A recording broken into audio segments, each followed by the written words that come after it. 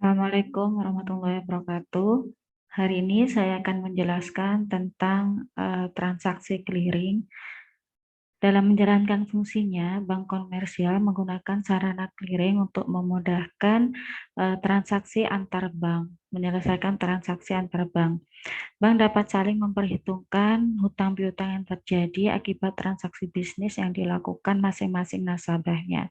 Jadi memang clearing ini bertujuan untuk mempermudah antara Bank A dengan Bank B untuk melakukan transaksi bisnis yang dilakukan oleh nasabah melalui Bank Indonesia. Jadi nanti akan kita ketahui bahwasannya masing-masing bank itu memiliki giro yang ada di BI untuk nantinya sebagai sarana memperhitungkan hutang piutang antar bank yang terjadi. Jadi nanti BI yang akan menjadi penengah gitu ya. Jadi dia akan menjadi sebagai bank yang berguna untuk memfasilitasi transaksi bisnis yang terjadi antar bank tersebut. Baik, saya akan share screen.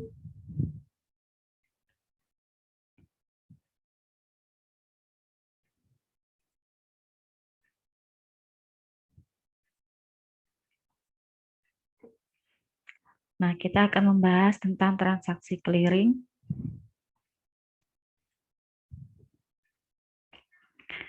Apa saja bahasan pada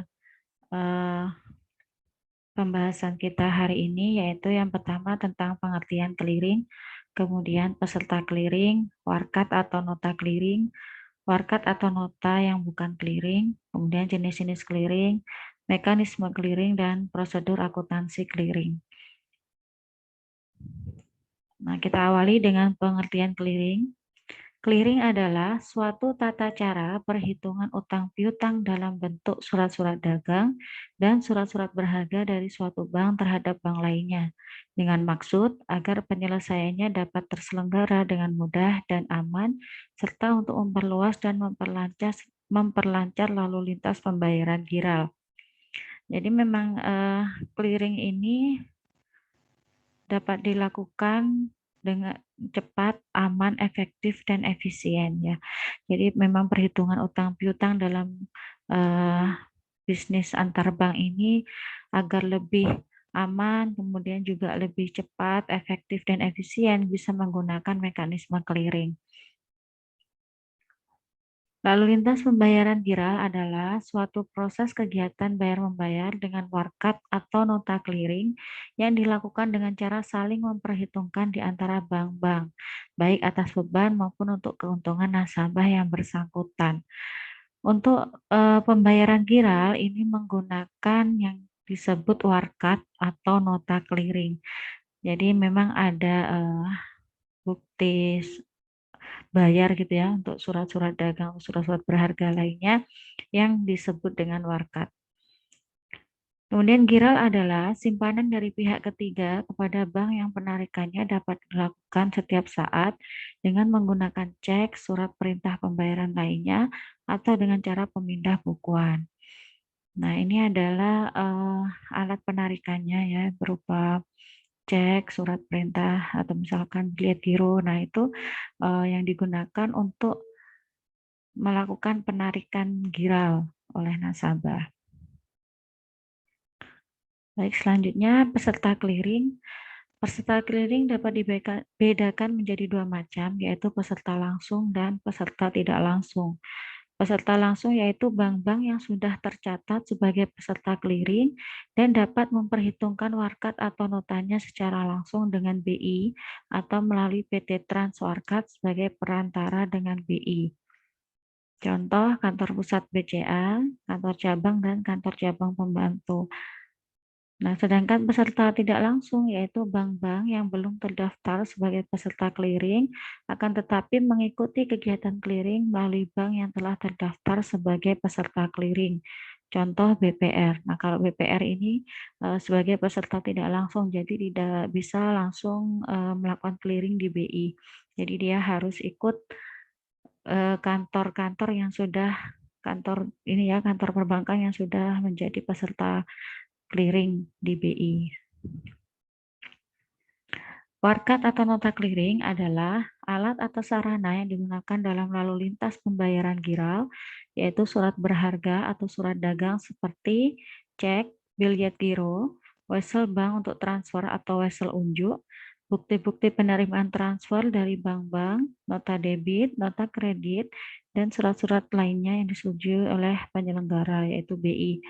Nah, ini contoh dari cek dan biljet giro ya.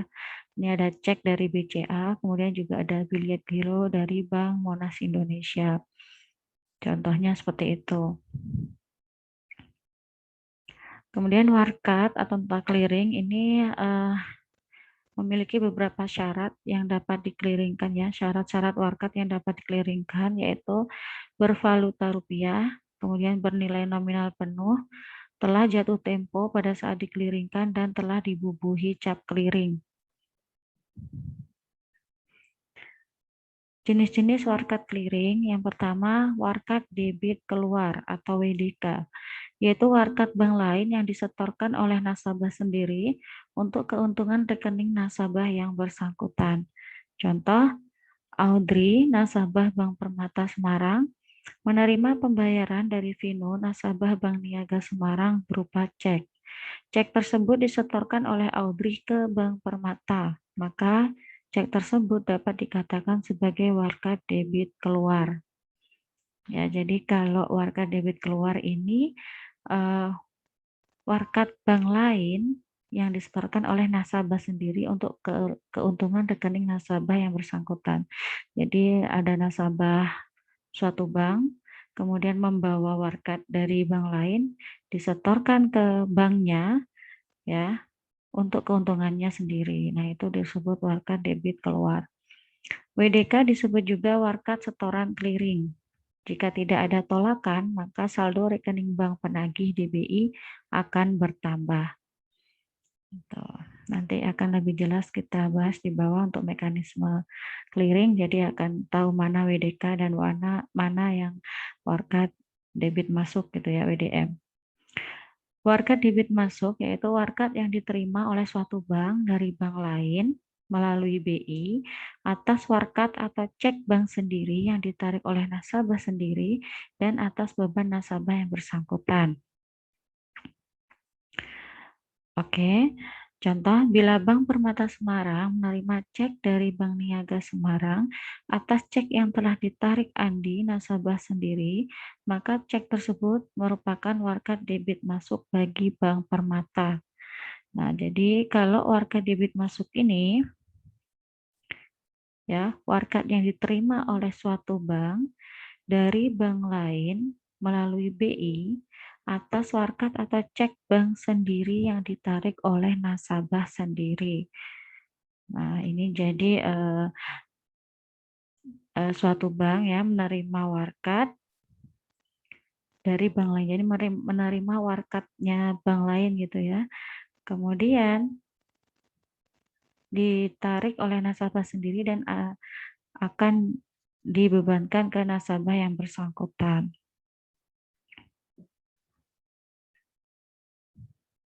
Oke, itu ya.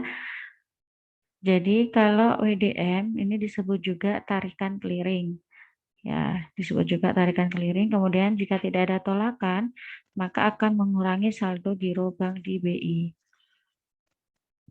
Kemudian jenis yang ketiga yaitu warkat kredit masuk atau WKM atau transfer masuk, yaitu warkat yang diterima oleh suatu bank dari nasabah bank lain untuk keuntungan rekening nasabah tersebut. Untuk keuntungan rekening nasabah bank tersebut, bank yang menerima warkat akan mendebit rekening giro BI dan mengkredit giro nasabah. Ya, warkat yang diterima oleh suatu bank dari nasabah bank lain untuk keuntungan rekening nasabah bank tersebut. Nah, ini disebut warkat kredit masuk. Jika tidak ada tolakan, maka saldo rekening bank penagih DBI akan bertambah. Kemudian jenis yang keempat yaitu warkat kredit keluar atau WKK atau transfer keluar, yaitu warkat dari nasabah sendiri untuk disetorkan kepada nasabah bank lain. Bank yang menyerahkan warkat tersebut akan mengkreditkan rekening giro BI dan mendebit giro nasabah. Jika tidak ada tolakan, maka saldo rekening bank penagih di BI akan berkurang. Tolakan clearing itu terjadi jika ada beberapa alasan gitu ya, bisa terjadi dengan beberapa alasan. Tolakan clearing yaitu bank tertagih tidak bersedia membayar tagihan masuk karena sebab-sebab tertentu. Alasan penolakan clearing antara lain, yang pertama saldo rekening nasabah tidak tercukupi. Kemudian yang kedua rekening telah ditutup, biaya materai belum terpenuhi, tanda tangan tidak cocok dengan spesimennya, coretan tidak ditandatangani oleh penarik, warkat telah diblokir, jumlah angka dan huruf tidak sama, resi buku cek atau biliet giro belum dikembalikan, tanggal efektif biliet giro belum aktif, atau tanda tangan meragukan. Nah, ini hal-hal yang bisa membuat clearing itu ditolak. Seperti itu. Jenis-jenis clearing, yang pertama ada clearing umum, adalah sarana perhitungan warkat-warkat antar bank yang pelaksanaannya diatur oleh BI. Kemudian ada clearing lokal, yaitu sarana perhitungan warkat-warkat antar bank yang berada dalam suatu wilayah clearing atau wilayah yang ditentukan. Kemudian clearing antar cabang adalah sarana perhitungan warkat antar kantor cabang suatu bank peserta yang biasanya berada dalam satu wilayah kota. Clearing ini dilakukan dengan cara mengumpulkan seluruh perhitungan dari suatu kantor cabang untuk kantor cabang lainnya yang bersangkutan pada kantor induk yang bersangkutan. Mekanisme clearing ini yang pertama adalah mekanisme manual, ya, mekanisme proses perpindahan dana secara manual, diawali dengan penarikan cek oleh pembayar, yaitu dengan menyerahkan cek kepada penerima cek. Kemudian penerima akan menyetorkan cek untuk dikeliringkan ke bank penarik. Nah, ini ke bank, ya, penerima cek membawa ceknya ke bank. Kemudian bank akan melakukan penagihan ke bank tertarik gitu ya, atau ke bank nasabah yang memberikan cek tadi itu. Nah, bagi bank penarik ini menyetorkan warkat clearing ke BI. Nah, ini berarti apa? Terjadi warkat debit keluar, ya, warkat debit keluar. Nah, ini akan menyetorkan warkat clearing ke BI, kemudian akan ditagihkan ke bank yang tertarik atau bank yang mempunyai cek tersebut. Nah, ditarik di sini, maka akan terjadi warkat debit masuk oleh bank yang ditagihkan. Nah, setelah itu akan dilakukan otorisasi pendebitan ke BI, jadi giro BI-nya bank tertagih ini akan didebitkan, kemudian giro BI-nya bank penarik ini akan dikreditkan. Jadi bertambah ya, giro BI-nya bank penarik bertambah, kemudian untuk bank yang ditarik ini akan berkurang giro BI-nya.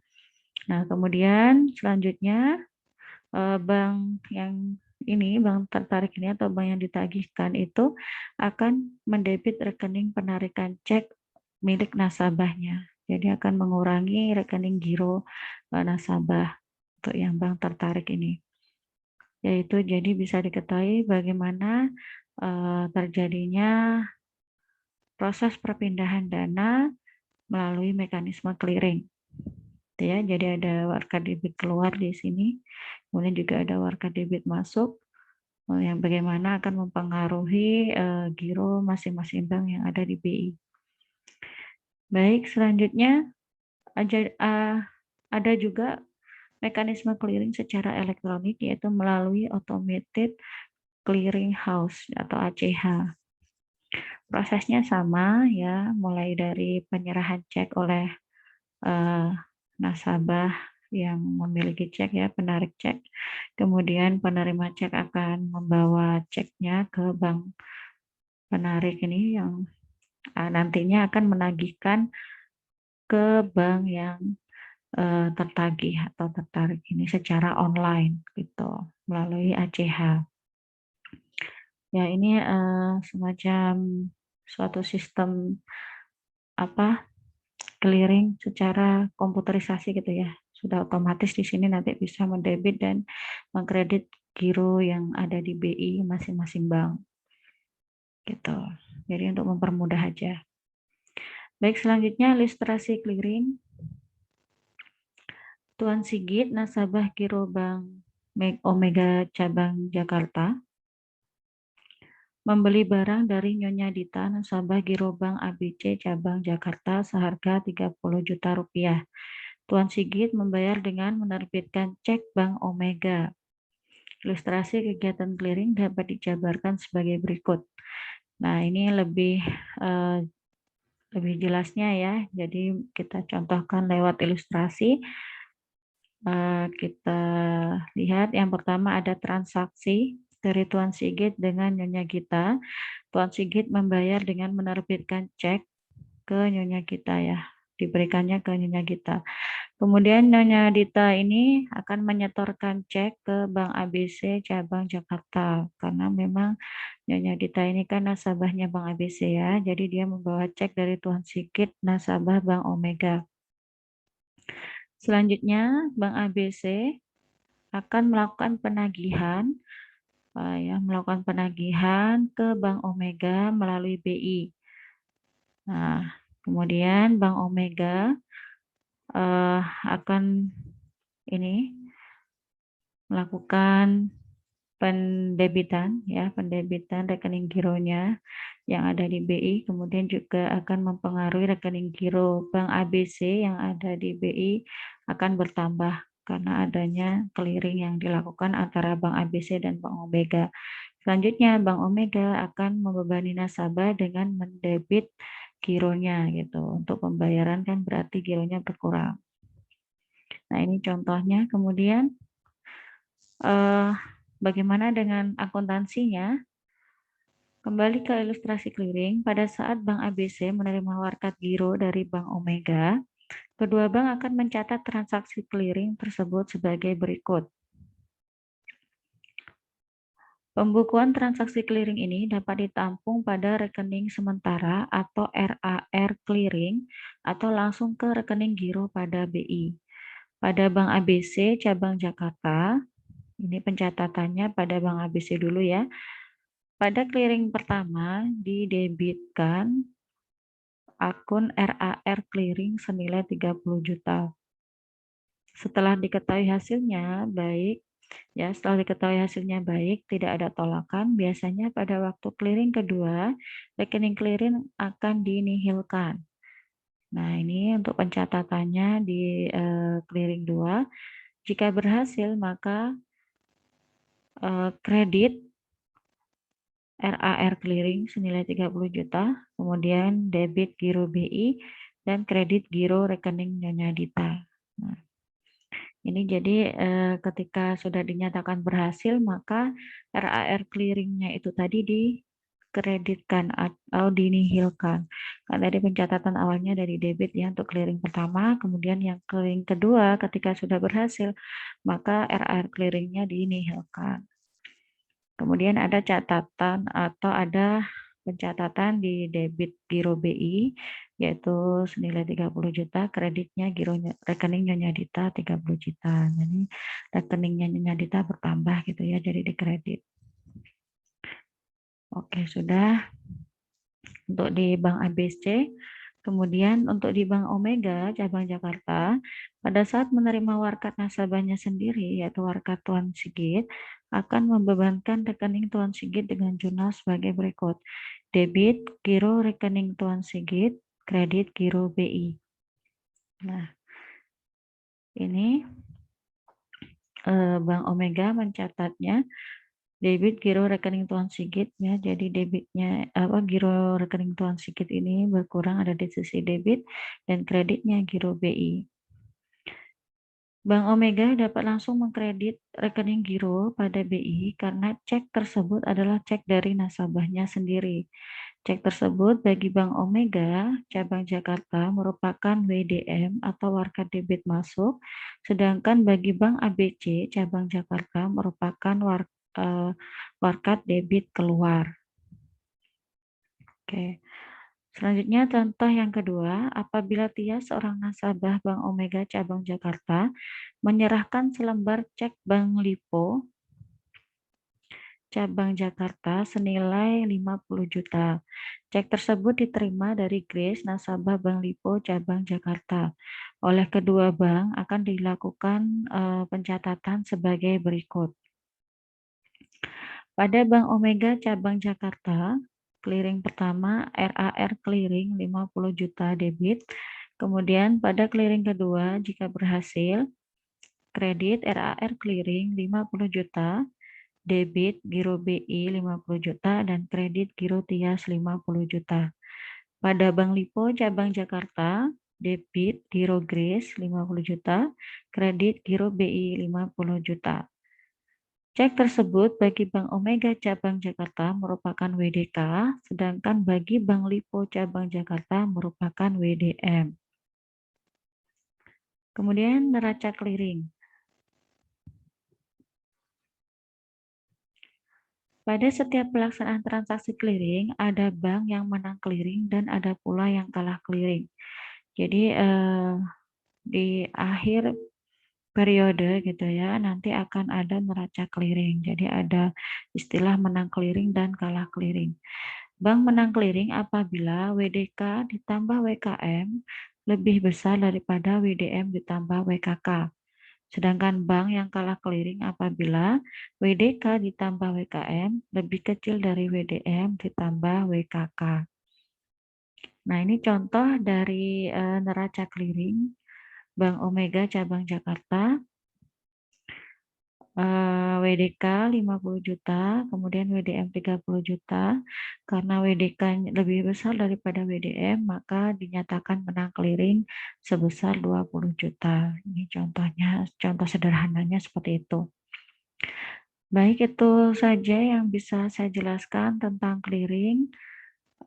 Jika ada pertanyaan atau kurang jelas, bisa ditanyakan nanti ya via grup. Baik, untuk penjelasan atau video pembelajaran kali ini saya akhiri. Terima kasih atas perhatiannya. Semoga ilmunya bermanfaat. Dari saya cukup sekian. Wassalamualaikum warahmatullahi wabarakatuh.